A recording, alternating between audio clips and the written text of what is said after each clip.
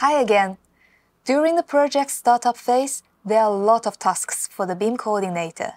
Inviting project members to the project and creating different project groups is one of them. The import function in Trimble Connect is a great way to save energy in bulk operations. With this function, you can invite users to the project, update user roles, add users to groups, and create new groups. I will show you how it works.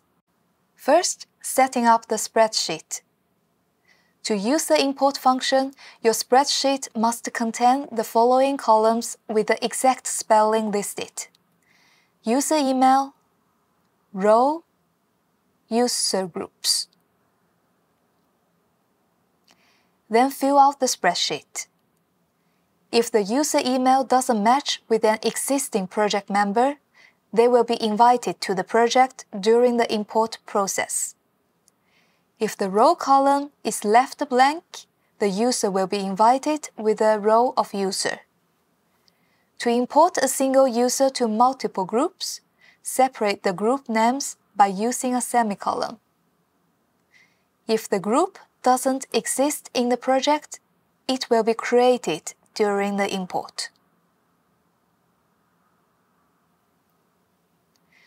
Open your project, Trimble Connect for browser.